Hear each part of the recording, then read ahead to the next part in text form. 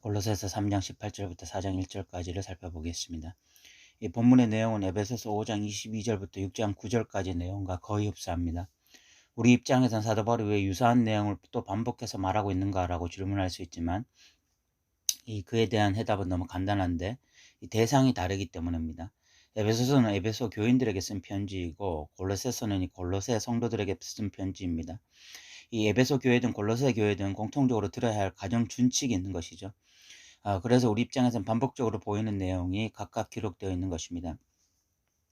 오늘 이 본 단락에서는 가정 준칙에 대한 내용입니다. 그런데 본 단락은 3장 1절에 위의 것을 찾으라 라는 말씀에 적용되는 말씀입니다.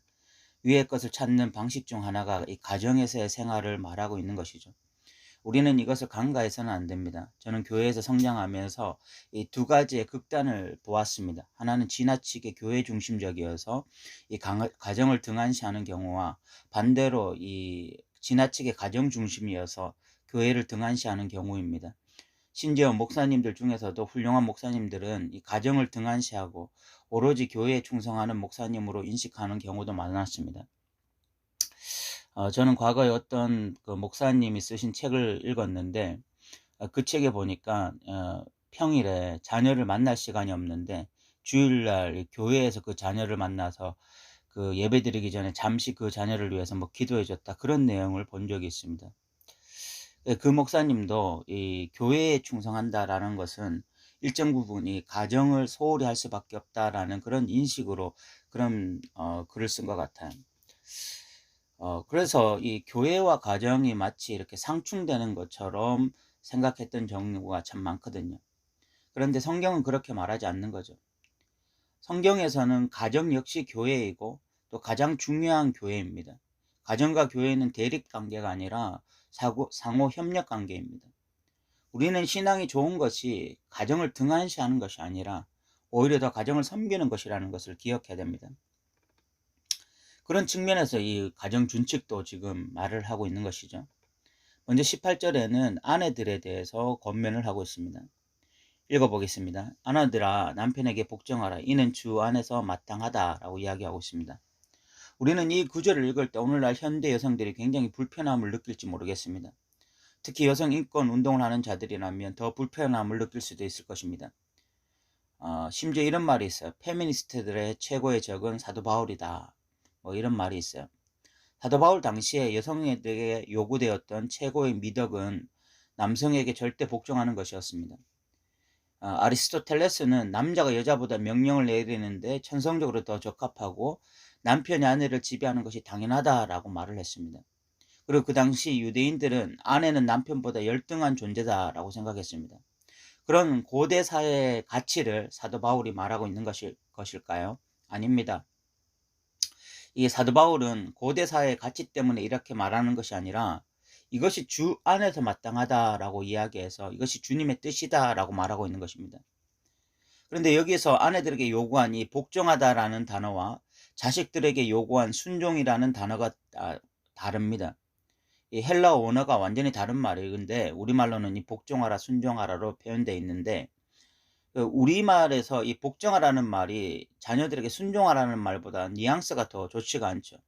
더 어감이 더 센 말입니다. 그런데 원어로는요, 복종하라는 말은 자발적 순종을 의미하고 이 순종하라는 말은 절대적 순종입니다.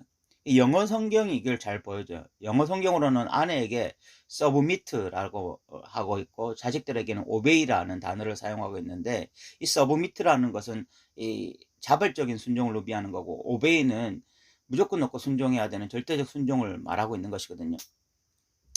지금 아내들에게 요구하는 것이 남편들에게 복종하라 라고 하는 것인데 이것이 절대적인 복종이 아니라 자발적인 순종. 왜 그렇게 해야 되냐? 이것이 하나님의 창조 질서와 관련이 있기 때문에 그런 것이죠.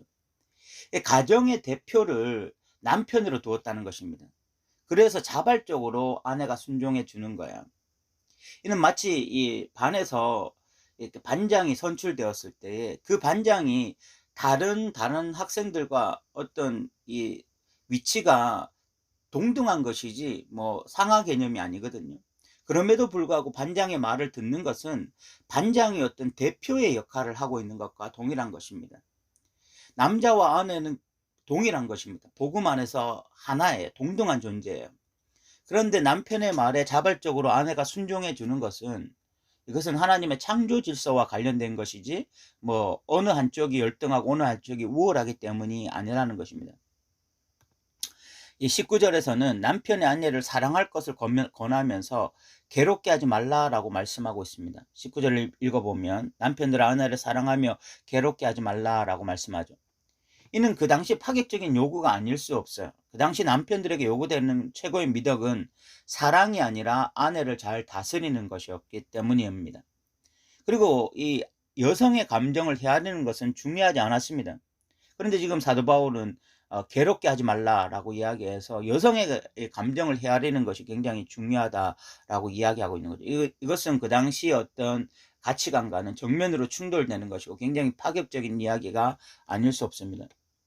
또 20절에 자녀들에 대해서 순종할 것을 요구합니다. 자녀들아 모든 일에 부모에게 순종하라. 이는 주 안에서 기쁘게 하는 것이다 라고 이야기하고 있습니다. 자녀가 부모에게 순종해야 되는 것은 이 선택사항이 아니라 반드시 해야 할 의무입니다. 오늘날 이 자녀들은요, 부모들이 조금만 자신들보다 부족하다 싶으면 부모를 무시하려는 경향을 잘 띱니다. 어린아이들도 그런 경우가 있어요. 그런데 성경은 지금 자녀는 언제든지 부모의 말에 순종할 것을 권면하고 있는 것입니다. 그런데 이것도 그 당시에 어떤 그 문화적 가치와는 정면으로 충돌되는 거예요. 그 당시 그냥 문화에서는 절대적으로 복종하는, 그냥 맹목적으로 복종하는 것입니다. 그런데 지금 성경에서는 주를 기쁘게 하는 마음으로, 주 안에서 이것이 기쁜 일이기 때문에 맹목적으로 맹신적으로 부모의 말에 복종하는 것이 아니라 하나님의 창조 질서를 바라보면서 부모의 뜻에 순종하라 라고 말을 하고 있는 거죠. 그리고 21절에 보면은요, 이 아비들에게 대해서 요구를 하는데 21절에 보면 아비들아 너희 자녀를 노엽게 하지 말지니 낙심할까 함이라 라고 이야기하고 있습니다. 이것이야말로 또 그 당시에 어떤 사회적 통념과는 정말 정반대되는 파격적인 말이 아닐 수가 없어요. 그 당시 고대 사회에서는요, 가정의 이 절대적 권한은 가장에게 있었습니다. 그래서 가장은 마음대로 자녀를 훈계할 수 있었고 체벌할 수 있었고 심지어 때려 죽일 수도 있었습니다. 체벌하는 중에 자녀가 죽을 수도 있었어요. 우리 사회에서도 불과 30-40년 전에 부모가 자녀를 너무 심하게 체벌해서 자녀들이 죽는 일이 일어났는데, 그런 일에 대해서 부모들이 당당하게 내가 내 자녀를 마음대로 하는데 뭐 나라가 뭔 상관이고 법이 무슨 상관이냐 뭐 이런 인식을 가지고 있었거든요. 그리고 1세기 때는 훨씬 더 했죠. 그때 자녀들은 무방비 상태로 당해야 했어요. 그런데 자녀를 노엽게 하지 말라라는 말이 무엇입니까?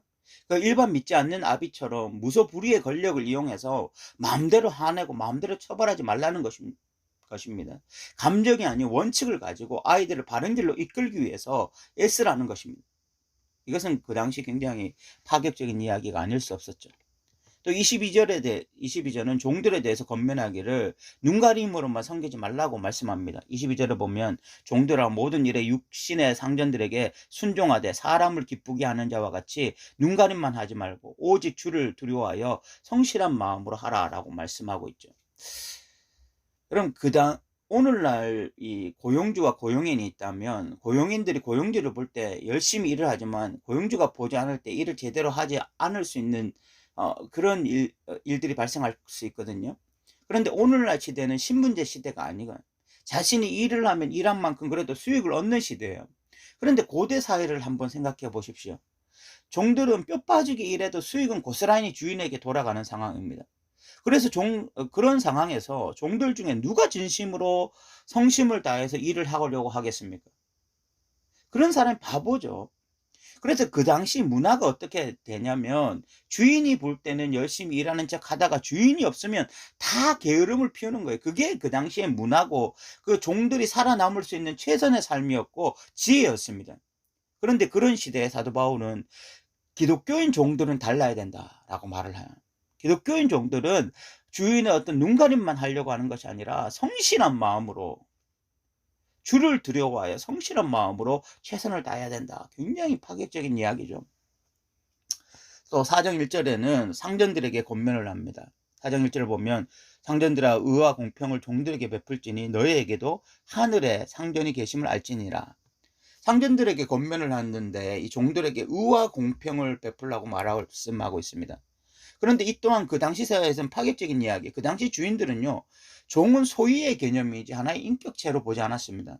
안 믿는 주인들에게 종들에게 의와 공평을 행해야 된다고 말하면 미쳤다는 소리를 들을 뿐입니다.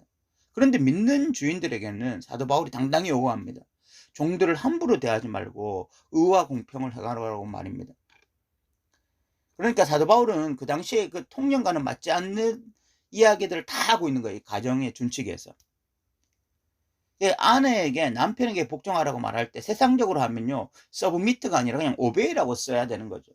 그냥 절대적으로 복종하라 라고 이야기해야 되고, 남편에게 말할 때는 사랑하라 라기보다는 그냥 다스리라 라고 말을 해야 되고, 자녀들에게는 주를 기쁘시게 하기 위해서 부모에게 순종하라가 아니라 그냥 부모에게 순종하라 라가 돼야 되고, 아비들에게는 자녀를 노엽게 하지 말라가 아니라 자녀를 확실하게 굴복시켜라 라는 말이 돼야 되고, 종들에게 대해서는 눈가림을 하지 말라가 아니라 눈가림을 잘 해라 라고 말해야 되고, 주인에 대해서는 의와 공평이 아니라 강한 명령으로 종들을 다스려라 라고 이야기해야 됩니다. 그것이 그 당시 사회 통념과 맞는 거예요.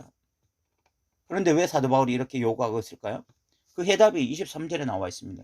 23절에 보면 무슨 일을 하든지 마음을 다하여 죽게 하듯 하고 사람에게 하지 말라라고 말씀하고 있죠. 우리는 사람을 대하고 있지만 사람만 대하는 것이 아니라 그 사람을 대하는 것이 곧 주님께 하는 것이다 라고 생각해야 된다는 거죠. 아내를 대하는 것이 주님을 대하는 것과 연관이 있고, 남편을 대하는 것, 자식을 대하는 것, 아비를 대하는 것, 종을 대하는 것, 상제를 대하는 것이 다 주님을 대하는 것과 관련이 있기 때문에 그 당시의 어떤 사회적 통념과 상관없이 주님을 대하듯 그런 기준으로 사람을 대하라는 것입니다. 한 교회 장로님이 사업에 성공해서 이 교회 저 교회 다니면서 간증을 하던 장로님이 계셨는데, 그 회사가 알고 나니까 비정규직에 대한 대우가 다른 어떤 믿지 않는 회사들보다 더 열악해서 뉴스에 여러 번 보도된 적이 있습니다. 우리는 이제 이런 식의 비성경적인 태도를 벗어버려야 됩니다. 세상적으로 성공한 것이 간증거리가 되는 것이 아니라 타인을 예수님 대하듯 대하는 것이 간증거리가 되어야 되는 것입니다. 이제 우리는 무슨 일을 하든지 마음을 다하여 죽게 하듯 하고 사람에게 하지 않는 자들이 되기를 바랍니다. 그래서 눈가림만 하지 않고 정말 주를 두려워하는 마음으로 사람을 대할 수 있는 저와 여러분 되시기 바랍니다. 들어주셔서 감사합니다.